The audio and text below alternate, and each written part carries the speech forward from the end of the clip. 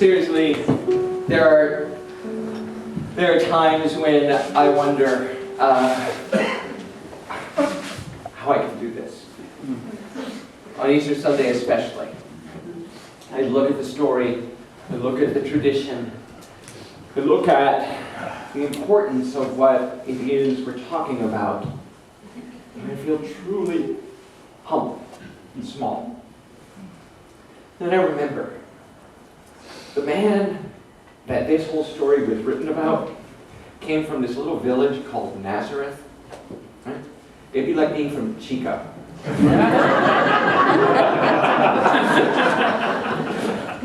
He was illiterate, probably didn't read or write. He was dirt poor.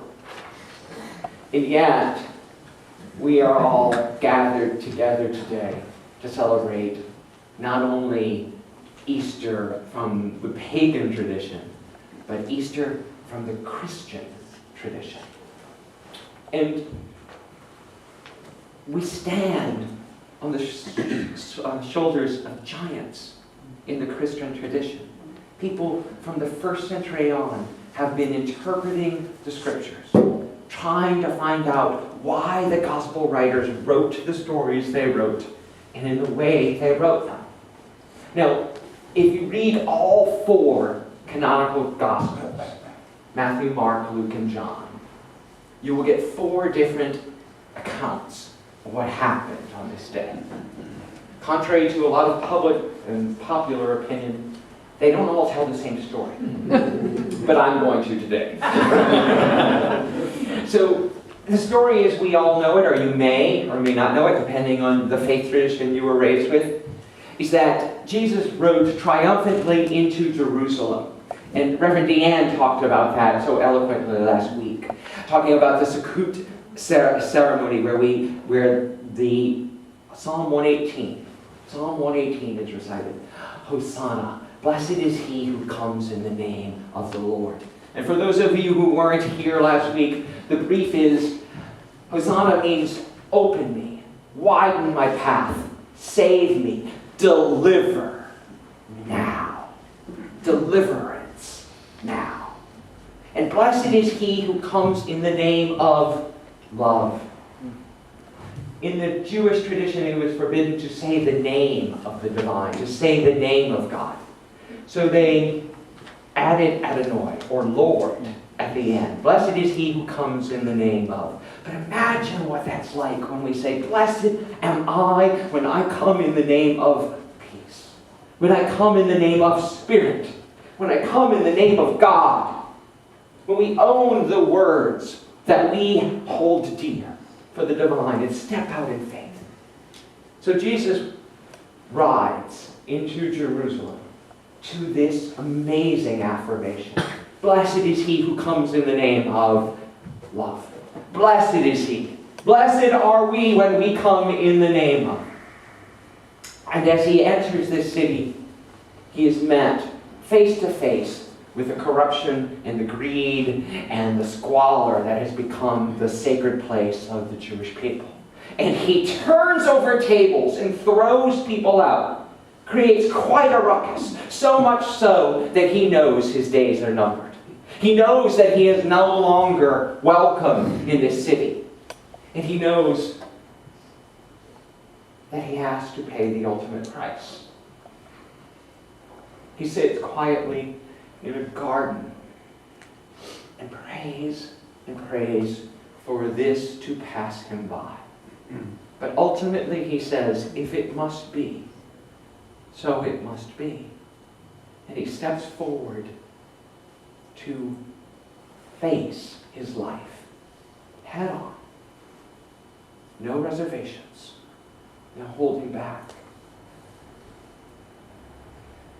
As he's taken to trial, he's mocked and ridiculed and tortured, and then put in front of the trial and condemned to death, and then forced to carry his own cross as people spit at him, make fun of him, mock him, and deride him.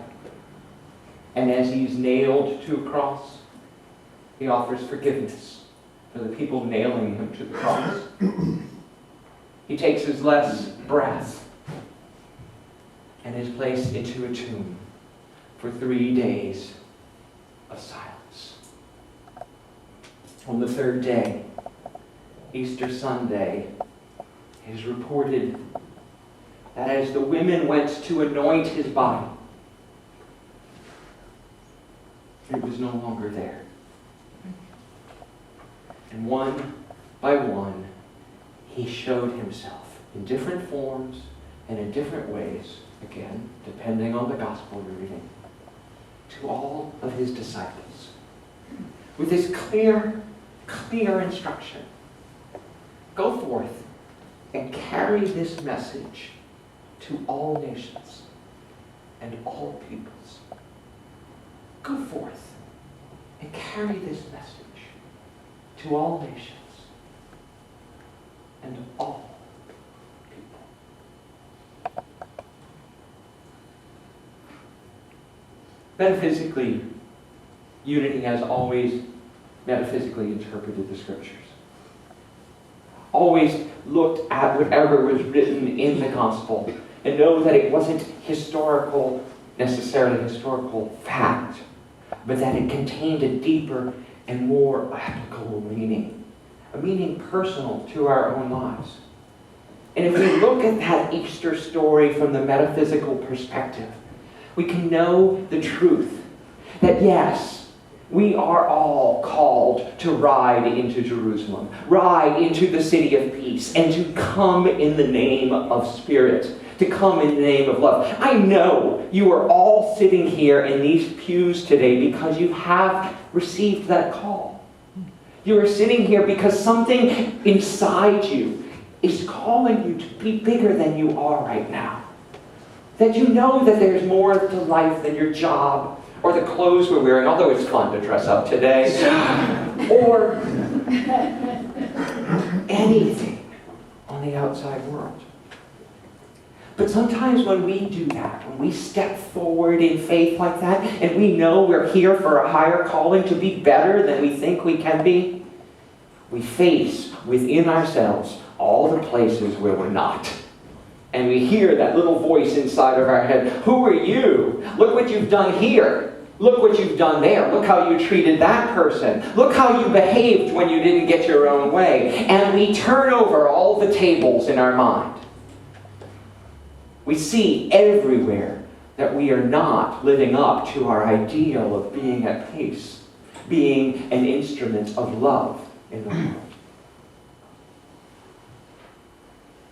Often, we then go further inside. Go to our time in prayer, that time in the garden, to ask, can we really do this? I don't know about a lot of you, but I know when I first got the call to ministry, I ran so far the other direction it wasn't funny. Right? And your ministry, your calling, may be very different, and I imagine it is very different than mine, but it may be just as simple as being the best parent you can be, the best spouse you can be, or the best friend. And sometimes that takes everything we have, right? To be there in the face of so many nasty things, of the torture and the mockery and the ridicule. Metaphysically, we know that as we go through our trial, as we go through this period where we say, yes, this is who I am, holy who I am. Say what you will about me. I know that I am here for something more. The crucifix metaphysically also represents crossing out of error thought. Crossing out the belief that you are somehow limited. Crossing out the belief that what other people think of you or what you do is ultimately important.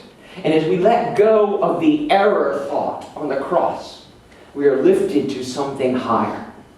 We are then taken to a time of stillness. What I like to call the void. When you let go of who you thought you were, when you let go of the belief systems that you had that you thought kept you in place, often we don't know how to operate in that system. We don't know who we are, where our footing is underground. And we find ourselves in that dark place. But when Easter morning comes and the light breaks through, we are usually transformed, like a caterpillar breaking out of its chrysalis and becoming the butterfly.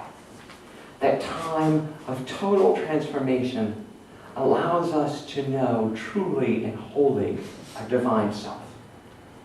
And then we don't get to operate in the same way anymore. In fact, most people don't recognize us, even though we are exactly the same. Everything that was in the caterpillar is in the butterfly. It all exists together. In your humanness lies your divinity. In the smallness of your human experience lies the acorn that is your Christ nature. And in the seed that is the heart of you lies the flower that's blooming in your hands right now. I love the metaphysical interpretation of Easter. It is what has brought me to this place, because I have been in the tomb. I have been carrying my own cross uphill and let you know all about it every time. The metaphysical interpretation of Scripture, of Jesus' teaching, saved my life. And the words and the amazing things he said, interpreted by unity, have been a blessing to me. But as I was preparing for this talk, I also discovered one other thing. And I've known this for a while, but it's back up for me. So it's back up for you. Charles Fillmore, our co-founder, thought about and wrote down metaphysical interpretations. He wasn't the first, but he took it to an art form. But if you read Charles's writings and you look at Charles's archives, he also believed that all of the miracles attributed into the Gospels to Jesus happened. Actually, physically happened. And Charles physically believed that Jesus rose from the tomb on the third day, that his dead and moribund body lifted up, and he was resurrected in the flesh.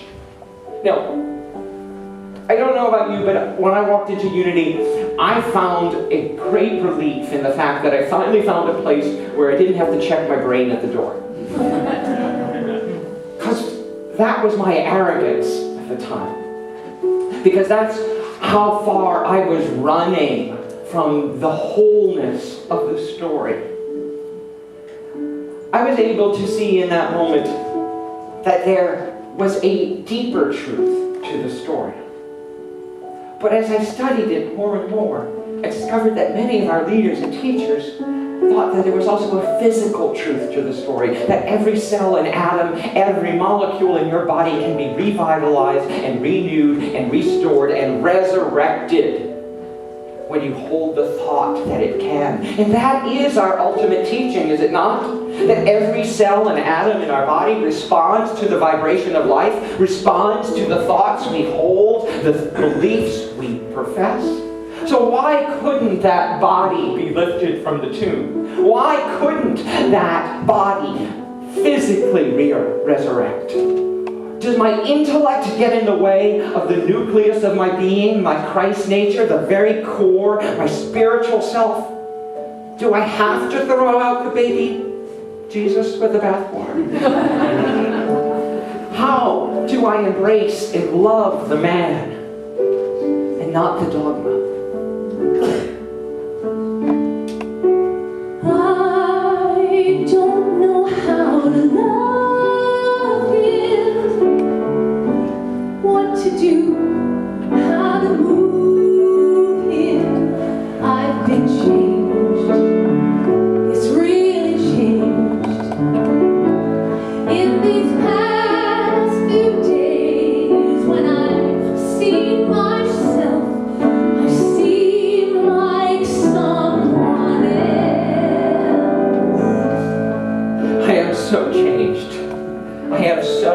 been transported and transformed by these teachings. I stand here before you today as your minister, truly humble, because the man I was behaving as before did not deserve this title or this position. But I know that when I learned how to be, how to take these teachings that Jesus walked and talked and lived and incorporate them into my own life, I was transformed. I don't know how to take this. I don't see why he moves me. He's a man. He's just a man. And I know so many men before in very many ways. He's just one more. How many of us have been betrayed? How many of us have been ridiculed and mocked, derided as we try to walk the path of our life? How many of us have been swindled? How many of us have done that to others along the way too? How can one man be the Christ? How can just one instance be so transformative? How do I stand here and know that as I walk in the footsteps of the great teacher, that I too can do all these things? Should I bring him down? Should I scream and shout? Should I speak of love? Let my feelings out. I never thought I'd come to this. What's it all about? How do I embrace the paradox? I am fully human and fully divine.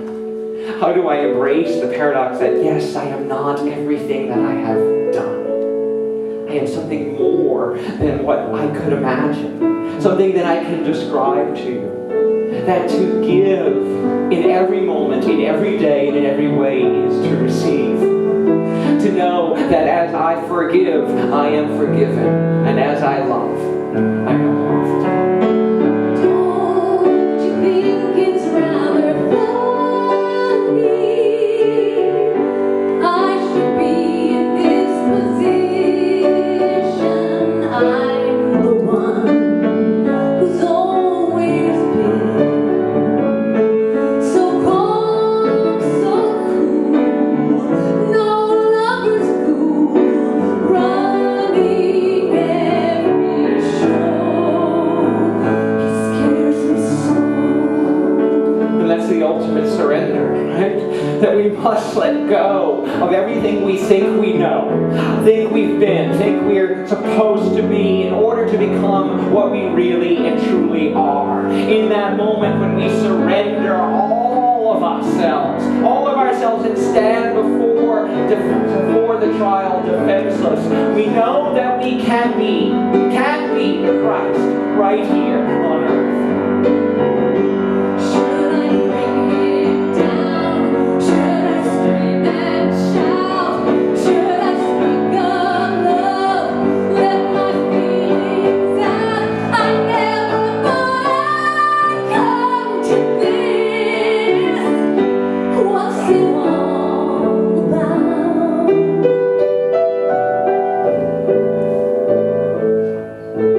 Yeah, if he said he loved me, I'd be lost, I'd be frightened, I couldn't cope, just couldn't cope. I'd turn my head and back away. I wouldn't want to know. It scares me so. I want it so. I love him so. When we can take that moment and absolutely profess our love for the Christ in each and every one of us, profess our love for the Jesus that walked this earth and showed us the way, profess our love for the divine in our hearts, in our souls, we too can make a difference. We too can transform this planet into something it has never been before, but always should have been. The divine paradox is that in the acorn is the oak tree. You're an oak tree. You're a gigantic, gorgeous oak tree. But the acorn must be placed into the ground. It must be placed into the darkness and be cracked open and lose everything it thought it was before it can be who it's supposed to be. The same for the butterfly, the egg and the chicken. And you, and your Christ potential. This is what this day is about. This is why we have been all brought here. To transform. To be bigger than we ever thought we could be. To be brave. And to embrace the names.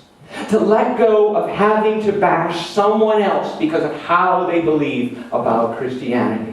Or what they believe or don't believe about Jesus. If every path leads to the mountaintop, they're all valid. Just because you're not on it doesn't mean it's wrong. But how often do we stand here and say, well, that church down the street, they got it all wrong. Or my relative over there, I won't go there for Easter because I'll have to hear about the blood of Jesus. Or I won't, or I can't, or I hate. Every time we deride, ridicule, mock, dismiss someone else, we are also mocking and dismissing some part of ourselves. You cannot escape that. It's the ultimate karma. It's a bitch. To step into loving, radically seeing the wholeness in other people, in other paths, in other journeys, doesn't diminish your own, it actually elevates your own. Right? It actually lifts your path to where you need to go. But if you want to stay down in the mud, the Course in Miracles has a line. It says, this is a required course. The only option is when you take it. Right? And that's what I had to tell you about this path, too. This is a required course to learn to love. That's what we're all here for. To learn how to love and to be love. The greatest thing you'll ever learn. The only choice is when and how wonderfully and wastefully. This week, this year, step into that path. Embrace the divine. Embrace the names of God that resonate for you. Embrace the name Jesus if it works for you. Embrace the Christ potential or the Buddha potential and everything that you have within you. Because that is your true calling. You know, all the great masters, Christ, Buddha, Krishna, all had enlightenment, right? And what did they do after their enlightenment? After Christ, what we're celebrating today, transformation, what did he do? He came back. He came back to earth. He appeared, as I mentioned earlier, one by one to all of his disciples. And he said, it is not enough that I did it. Go and tell everyone that they can too. Spread the gospel. He wasn't going to asking them to tell him because, hey, look how fabulous I am. Aren't I cool? I rose from the dead. He said, go and preach the gospel to all people. Go be the example, which means to go out and be love in every situation. The Buddha received enlightenment and stayed around to teach. That's what your job is. To stay around and demonstrate and teach. You have received a calling. You're here. And this is the Easter story. As I often say, Easter is not an event that happened 2,000 years ago in Jerusalem. Easter is an event that happens in your heart and mind every day of every year, of every moment. when you accept and move in love. Today, we get to practice that wholly and wonderfully as we all together celebrate Easter. Reverend Deanne and I have created a ritual for this occasion. If anyone didn't get a flower when they came in today, would you raise your hand? We want to make sure you have a flower. Or if you'd like a second one, because there's no lack. There's more than enough. We need some flowers over here. And then if you could bring up the extras for us. And Deanne's going to describe to you what we're going to do. Good morning, everybody. Good morning, Reverend Deanne. So, I love Easter. Nice Jewish girl that I am. I love Easter. Chris and I were talking this morning. About 10 years ago on Easter, my dad had been in ICU and he had been on critical care, intubated and everything for over 6.5 weeks. And the prognosis was not very good. And on Easter, 10 years ago, he woke up. He literally woke up.